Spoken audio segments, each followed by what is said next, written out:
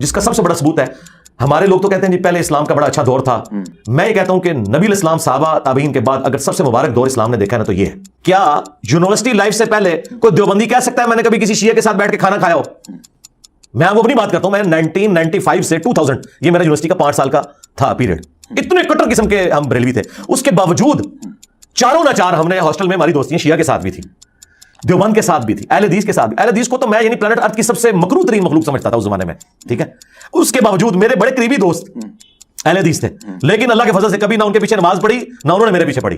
دوستی بڑی پکی تھی اور اس کے پیچھے کیا تھا؟ دنیاوی تعلیم. میرے اسٹوڈنٹس بھی تھے, مجھ سے پڑھتے بھی. اب آ جائیں مدرسے میں, یہ ماحول نہیں ہے دیوبند کے مدرسے میں سارے دیوبندی پڑھ رہے ہیں. جی جی جی جی, اور وہ سارے کو یہ بتایا جا رہا ہے کہ جنت میں آپ نے جانا, باقی سب کافر ہیں. بریلویوں کے مدرسے میں سارے بریلوی پڑھ رہے ہیں, ان کو یہ بتایا جا رہا ہے کہ جنت میں آپ نے جانا, باقی سارے کافر ہیں. یہ ماحول جو ہے وہ آپ کو کہاں.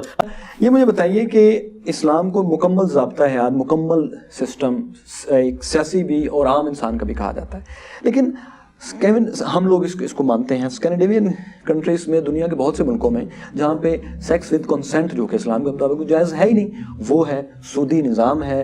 وہاں پردے کی اس طرح سے چیز نہیں ہے. احترام انبیاء کا جیسے اسلامی معاشرے میں ہوتا ہے اس طرح نہیں ہے, لیکن اس کے باوجود وہ زیادہ پراسپرس ہیں. اور ہم لوگ وہاں جا کے بھی, جو مسلمان ہیں وہ وہاں جا کے زیادہ خوش رہتے ہیں بجائے ایک فرقہ دوسرے فرقے کے جہاں وہ اس کے زیادہ حامی ہیں اس ملک کے. تو اس کی کیا وجہ ہے کہ وہ لوگ اسلامی اصولوں پر عمل بھی نہیں کر رہے لیکن زیادہ خوشحال ہیں اور لوگ وہاں جانا پسند کرتے ہیں؟ میں تو اس سے بھی اگلی بات کروں گا.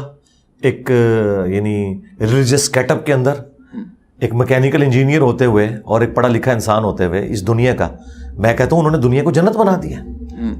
میں تو اس سے بھی آگے جاتا ہوں. لیکن وہ ہمارے اصولوں پر تو نہیں ہے. تو بھائی آپ کو کس نے یہ کہا ہے کہ ہمارے اصولوں پہ اگر وہ منو نے اسی طریقے سے چلیں گے تو ان کے لیے دنیا جنت بننی ہے؟ یہ کانسیپٹ ہی آپ کو بالکل غلط دیا گیا. صحیح مسلم میں حدیث ہے کہ دنیا مومن کے لیے قید خانہ ہے اور کافر کے لیے جنت ہے. دنیا میں آپ ایمانداری کے ساتھ جو مورل لاز ہیں یا بنائے ہوئے انسانی قوانین بھی ہیں, اگر ایمانداری کے ساتھ ان کو بھی اگر آپ پریکٹس کرنا شروع کریں نا تو اس کی برکات دیکھ لیں گے. ہمارا مسئلہ یہ کہ نہ ہم اپنے دین کے ساتھ مخلص ہیں نہ دنیا کے ساتھ. اس میں ریلیجن کا کوئی قصور نہیں ہے, کب انہوں نے فالو کیا. ورنہ مجھے بتائیں اس وقت دبئی کو اگر آپ دیکھیں تو امن کی صورتحال میں دیکھیں, اکانومی کے پوائنٹ آف ویو سے وہ تو پھر اسلامی ملک ہے. وہاں کیا ہو گیا, اس کی وجہ یہ ہے کہ انہوں نے مولویوں کو اٹھا کے نا ویٹیکن سٹی میں بٹھا دیا. جب تک ہم اپنے مولویوں کے لیے کوئی ویٹیکن سٹی نہیں بناتے نا, ان کے شر سے اس امت کو نہیں چھٹکارا دیتے, اس وقت تک آپ کا کچھ نہیں ہونا. آپ کیا اس چیز کی تو نہیں بات کر رہے کہ جہاں پر بہت سے مذاہب نے, بہت سے فرقوں نے اپنے آپ کو اس طرح سے کیا, آپ ہسٹری مجھ سے بہتر جانتے ہیں اس کی تھیولوجی کی, کہ انہوں نے کوئی ایک اتھارٹی بنا دی کہ اسلام کی ان کے مذہب یا فرقے کے کسی چیز میں اختلاف ہوگا تو یہ ایک اتھارٹی ہوگی جو فیصلہ کرے گی کہ اس آیت کا, اس حدیث کا یا اس آثار کا, اس روایت کا مطلب کیا ہے, یا آج اس کو بدلنا ہے تو کیسے بدلنا ہے. آپ دیکھتے ہیں جیسے آپ نے ویٹیکن سٹی کی بات کی, وہ تو کئی چیزیں بدل چکے ہیں اعلانیہ, اور وہ اس کو تسلیم کرتے ہیں کیتھولکس, کیونکہ وہ مانتے ہیں کہ پوپ اب جو ڈیفائن کرے گا نا وہ خدا کی آواز ہوگی. آپ اس کی تو بات نہیں کر رہے. نہیں, اس کی تو میں بات بالکل نہیں کر رہا. ہم تو امام کعبہ کی آواز کو بھی کچھ نہیں سمجھتے, ادھر ہم بوکش ہیں. تو پھر ویٹیکن سٹی ہم نے کس اینگل سے, میں نے اس اینگل سے کہا کہ مولویوں کو اس پورے سسٹم سے الگ کریں, یہ ناسور ہیں اس سسٹم کے لیے. انہوں نے ہمارے مذہب کا حلیہ بگاڑ دیا, ہماری معاشرت کا. ریاست کے کنٹرول میں آپ کہہ رہے ہیں؟ جی جی, ریاست کے کنٹرول میں ہے. ان کو آزادی نہ ہو جو انہوں نے یہ اپنی مرضی کا دین لوگوں کو بتا رہے ہیں, بکش دین بتائے نا, تو سکون آ جائے گا دنیا کے اندر. ویٹیکن سٹی میں نے اس پوائنٹ آف ویو سے یہ نہیں کیا کہ میں وہ پاپائیت کو مانتا ہوں. بھائی آلریڈی آپ انہیں بتائیں سب سے بڑا مکتب فکر سب کانٹیننٹ میں بریلویت ہے. وہ تو امام کعبہ کو کافر سمجھتے ہیں, ٹھیک ہے یا نہیں؟ کوئی فتویٰ تو نہیں میرے خیال. جی وہ کہتے ہیں حاج موقوف ہے. اچھا جی, نجدی کہتے ہیں انہیں, سب کچھ. یہ تو ایک اتنا بڑا یونیورسل ٹروتھ ہے کہ بتانے کی بھی ضرورت نہیں ہے. وہ کافر سمجھتے ہیں انہیں, بالکل ان کے پیچھے نماز پڑھنے کے قائل نہیں ہے. اس کی وجہ ہے کہ احمد بریلوی صاحب ان کو ساروں کو نکال گئے اسلام سے. ان کے نزدیک محمد بن عبد الوہاب صاحب مجدد ہیں, جس کی وجہ سے وہابی فرقہ ہے. اور احمد بریلوی صاحب جو ہے محمد بن عبد الوہاب کو جو ہے کافر سمجھتے ہیں, شیطان کا سینگ سمجھتے ہیں. وہ کہتے ہیں اسماعیل دہلوی نے جتنی یہاں پہ خباثت کی ہے یہ اس سے متاثر ہو کے کی ہوئی ہے. ٹھیک ہے نا, تو کتنا بڑا فرق ہے. اور دیوبند اور بریلویوں کے جو مشترکہ بزرگ ہیں, ابن عابدین شامی جس نے فتاوی شامی لکھا, جسے رد المختار کہتے ہیں, اس نے لکھا ہے کہ محمد بن عبد الوہاب اور اس کے پیروکار خوارج کی جماعت ہے. یعنی دیوبند اور بریلوی دونوں کے نزدیک اہل حدیث خارجی ہیں. تو یہ تو پھر امام احمد بن حنبل اور ابن تیمیہ کی ہی روایات کو وہ کہتے ہیں کہ ان کو چھوڑ چکے ہیں. وہ انہوں نے لکھا ہے کہ یہ احمد بن حنبل اور ابن تیمیہ کا نام لے کر سامنے آئے تھے, لیکن یہ اس کو چھوڑ چکے ہیں. ہاں, وہ احمد بن حنبل کی رسپیکٹ کرتے ہیں, ابن تیمیہ کی تو نہیں کرتے, لیکن احمد بن حنبل کی کرتے ہیں رسپیکٹ. اوکے, یہ تو اپنی لڑی جہاں تک جوڑتے ہیں, یہ بیچ میں سے اس کا ظاہر ہے جی سرکار, جب ان کو یہ حق حاصل ہے کہ یہ اپنے بزرگوں کی لکھی ہوئی کتابیں بیان کر کے لڑی اپنی ابن مسعود کے ساتھ جوڑ رہے ہیں. ابن مسعود نے تو کہیں نہیں لکھا تھا کہ رسول اللہ کی قبر اللہ کے عرش سے افضل ہے.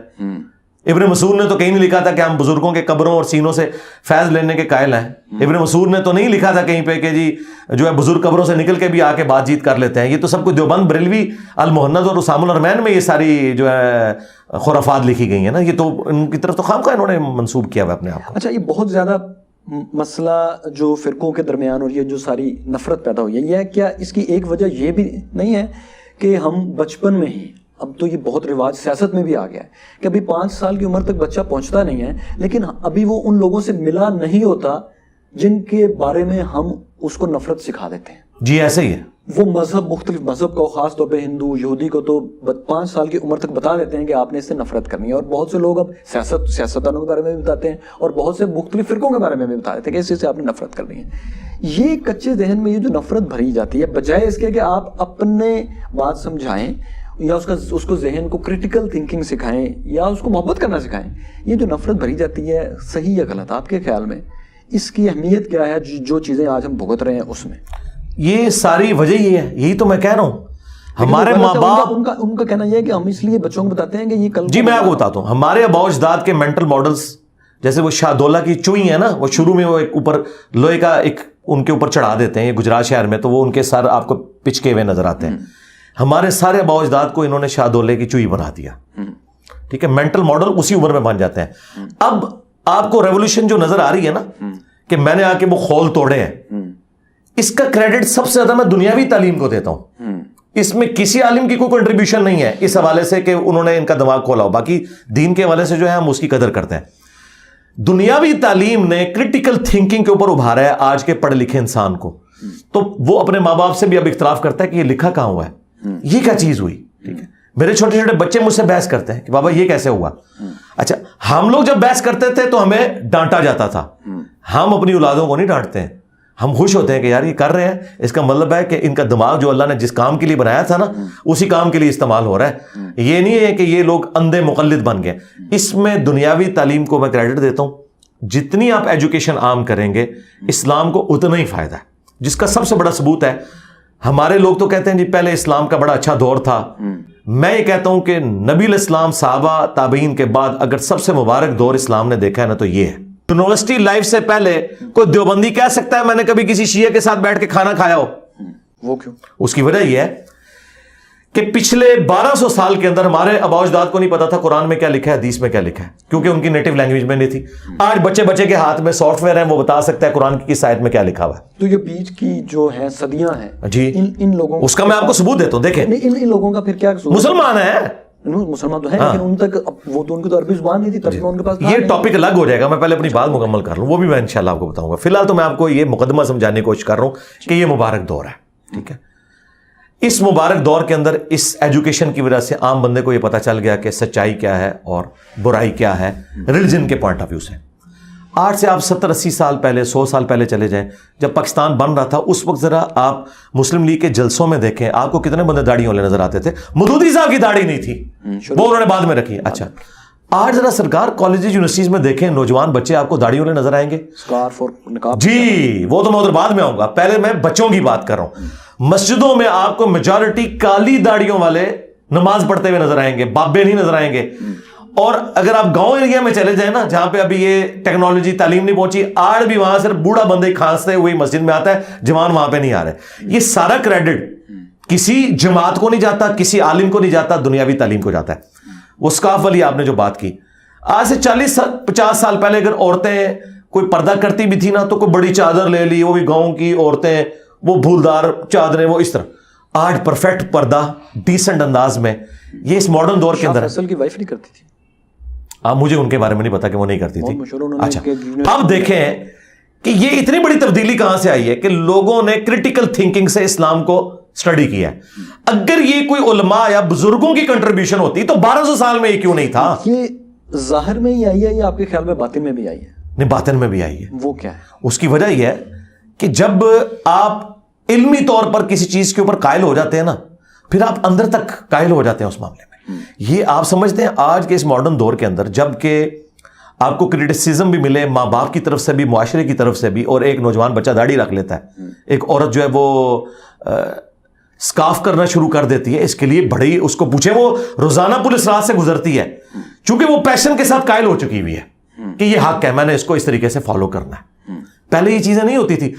کوئی چھوٹی سی داڑھی بھی رکھ لیتا تھا نا تو بوڑھے بابے جو بڑھاپے میں جا کے داڑھی بھی نہیں رکھی ہوتی تھی وہ کہتے تو نے جوانی میں ہی روگ لگا لیا, یہ کرتے تھے نا. آج کسی کی جرت ہے کوئی بات کر کے, آج بچہ سیدھا سیدھا کہتا ہے بھائی کرنا ہے, یہ دین کا حصہ ہے. تو میں سمجھتا ہوں اندر تک چینج ہوئے ہیں تو تبھی ان کے اندر اتنی فرمنس ہے, اتنی بولڈنس ہے. اندر سے نہ ہو تو بندہ یہ کام نہیں کر سکتا, کیونکہ دنیاوی منفعت تو کوئی نہیں ہے, آخرت تو ادھار ہے. دنیا میں داڑھی رکھنے کے اوپر کسی کی لاٹری تو نہیں نکل رہی نا.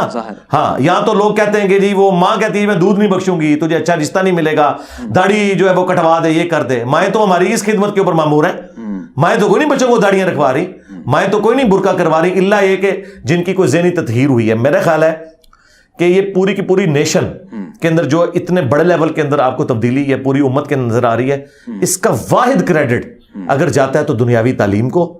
اس کے بعد آپ کہیں کہ سوشل میڈیا کے ذریعے اویئرنیس یا ہمارے جیسے سپیکر سامنے آئے. لیکن آج بھی جن لوگوں کے دماغ بند ہے نا, جن کے پاس دنیاوی تعلیم نہیں ہے, ان کے دماغ کھولنا بڑا مشکل ہے. اگرچہ میرے پاس تو وہ تھوڑے بھی ہیں. ذرا اینگل سمجھائیں, دنیاوی تعلیم نے مذہب کا بند ذہن کیسے کھولا؟ اس لیے کہ دنیاوی تعلیم آپ کو ایجوکیٹ کرتی ہے اس حوالے سے کہ آپ نے کریٹیکلی چیزوں کو دیکھنا ہے, کہ کتابیں ہوتی ہیں جس کو آپ نے فالو کرنا ہے, لوگوں نے ایکسپیرینس کے ساتھ چیزیں لرن کی ہیں. لیکن ہماری تعلیم میں تو کریٹیکل تھنکنگ کوئی نہیں سکھائی. کریٹیکل تھنکنگ نہیں, لیکن ایٹ لیسٹ اتنا دماغ تو ہے نا کہ وہ کو ایگزسٹنس ہے. یعنی یونیورسٹیز کالجز کے ماحول کے اندر کیا سارے فرقوں کے لوگ نہیں ہیں, سارے فرقوں کے ٹیچرز نہیں ہوتے ہیں؟ کیا یونیورسٹی لائف سے پہلے کوئی دیوبندی کہہ سکتا ہے میں نے کبھی کسی شیعہ کے ساتھ بیٹھ کے کھانا کھایا ہو؟ میں وہ اپنی بات کرتا ہوں, میں 1995 سے 2000 یہ میرا یونیورسٹی کا 5 سال کا تھا پیریڈ, اتنے کٹر قسم کے ہم بریلوی تھے. اس کے باوجود چاروں نہ چار ہم نے ہاسٹل میں ہماری دوستیاں شیعہ کے ساتھ بھی تھی, دیوبند کے ساتھ بھی تھی, اہل حدیث کے ساتھ بھی. اہل حدیث کو تو میں یعنی پلانٹ ارتھ کی سب سے مکروہ ترین مخلوق سمجھتا تھا اس زمانے میں, ٹھیک ہے. اس کے باوجود میرے بڑے قریبی دوست اہل حدیث تھے, لیکن اللہ کے فضل سے کبھی نہ ان کے پیچھے نماز پڑھی نہ انہوں نے میرے پیچھے پڑھی. دوستی بڑی پکی تھی, اور اس کے پیچھے کیا تھا؟ دنیاوی تعلیم. میرے اسٹوڈنٹس بھی تھے, مجھ سے پڑھتے بھی تھے, اور اس ماحول نے کریٹ کیا. ہاں, اب آپ آ جائیں مدرسے میں, یہ ماحول نہیں ہے.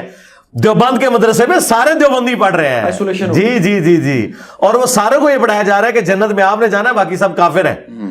بریلویوں کے مدرسے میں سارے بریلوی پڑھ رہے ہیں, ان کو یہ بتایا جا رہا ہے کہ جنت میں آپ نے جانا ہے, باقی سارے کافر ہیں. یہ ماحول جو ہے وہ آپ کو کہاں, اگر آپ کو بہت زیادہ مثال دیں گے, الازہر یونیورسٹی کی مثال دے دیں گے, ٹھیک ہے. تو سرکار الازہر سے جو پڑھ کے آ رہے ہیں ان کو دیکھ لیں, وہ جب آ کے یہاں تھوڑی کریٹیکل تھنکنگ شروع کرتے ہیں. پیر کرم شاہ صاحب الازہری, انہوں نے بریلوی مکتب کے ایک نمائندہ عالم ہوتے ہوئے, وہ اعلیٰ حضرت حمزہ بریلوی صاحب کے پوتا شاگرد ہیں. مفتی نعیم الدین مراد آبادی سے 1947 میں انہوں نے درس حدیث لیا ہوا ہے, جو کہ ڈائریکٹ اعلیٰ حضرت کے خلیفہ تھے. اور پیر کرم شاہ صاحب کے شاگرد ہیں آگے ڈاکٹر طاہر القادری صاحب. انہوں نے کریٹیکل تھنکنگ کی نا. آج آپ بریلوی سے آگے پوچھیں, وہ کہتے ہیں کہ یہ تو ہمارے ایگریڈ اپان عالم ہی نہیں رہے. اچھا, تو وہ دیکھیں, وہ وہاں پڑھ کے آئے نا, دماغ کھل گیا.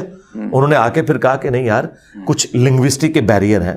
ایون شاہ منروانی صاحب نے ٹی وی میں آ کے خود کہا تھا کٹیرا پروگرام کے اندر کہ دیوبند اور بریلوی کا اختلاف لنگوسٹک کا ہے.